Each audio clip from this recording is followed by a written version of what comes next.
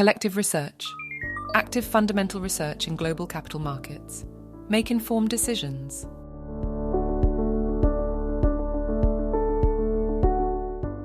Lineage programs are based on the company's proprietary cell-based therapy platform and associated development and manufacturing capabilities.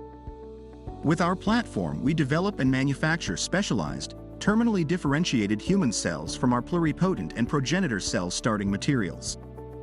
These differentiated cells are developed either to replace or support cells that are dysfunctional or absent due to degenerative disease or traumatic injury, or administered as a means of helping the body mount an effective immune response to cancer. On December 20, 2021, Lineage entered into an exclusive worldwide collaboration and license agreement with Roche and Genentech, a member of the Roche Group, for the development and commercialization of Oprigen for the treatment of ocular disorders, including advanced dry age-related macular degeneration, dry AMD, with geographic atrophy, GA, in a transaction worth up to $670 million in addition to double-digit royalties. In January 2022, Lineage received a $50 million upfront payment from Genentech. OPC1 has been tested in 2 clinical trials to date: a 5-patient phase 1 study in acute thoracic spinal cord injury, where all subjects were followed for at least 10 years, and a 25-patient phase 1/2 study in subacute cervical spinal cord injury, where all subjects were evaluated for at least 2 years, the SCI STAR trial. The clinical development of OPC1 has been partially funded by a $14.3 million grant from the California Institute for Regenerative Medicine.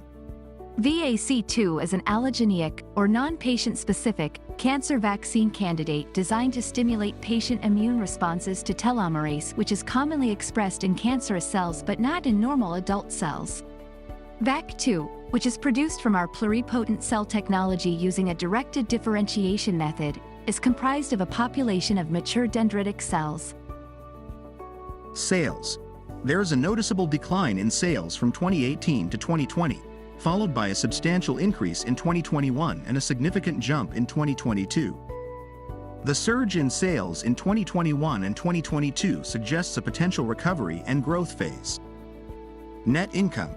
Net income is negative throughout the period, indicating that the company incurred losses in each year. The net losses in 2018 and 2021 are particularly substantial. While there is a decrease in the net loss in 2019 and 2020, the company is still operating at a deficit. Operating income. Operating income also shows negative figures consistently over the years. The highest negative operating income is observed in 2021, indicating operational challenges during that period. Total assets. Total assets have experienced a general upward trend from 2018 to 2022, indicating potential growth in the company's overall asset base.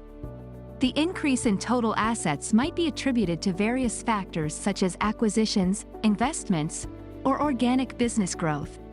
Total liabilities. The trend in total liabilities shows an overall increase from 2018 to 2022.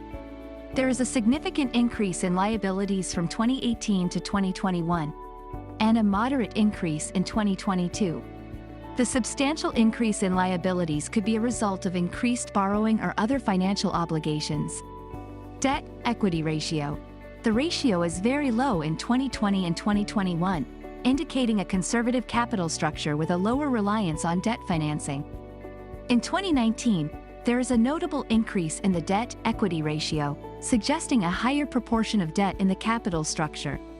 The ratio in 2022 is also low, indicating a relatively low level of debt compared to equity. Quick ratio. The quick ratio has been consistently high over the years, indicating that the company has a substantial cushion of liquid assets to cover its short-term liabilities. Current ratio.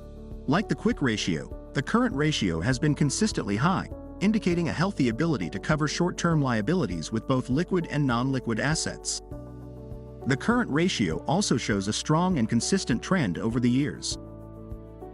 P/E ratio. A negative P/E ratio can be a sign of losses or challenges in generating earnings relative to the stock price. P/S ratio. A high P/S ratio may indicate high expectations for future revenue growth. but it can also signal overvaluation if not supported by corresponding earnings. Persistent losses. The company has consistently incurred losses, indicating challenges in achieving profitability. Investors should carefully assess the company's plans to improve its financial performance.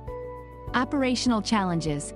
The negative operating income, especially in 2021, raises concerns about operational efficiency. Investors should seek clarity on how the company plans to address these challenges. Overvaluation. The extremely high PS ratios in 2020 and 2021 suggest potential overvaluation based on sales without corresponding profitability, which requires cautious consideration. Keep a close eye on the company's future financial reports to see if the positive sales trend translates into improved profitability. If you would like us to research a stock, please tweet at Collective REC or leave a comment here. Like and subscribe for potential investment ideas. Become a member at www.collective-research.com. Receive investment ideas before they are published.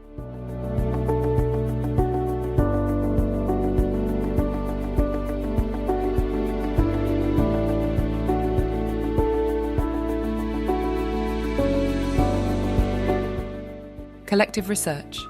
Active fundamental research in global capital markets. Make informed decisions.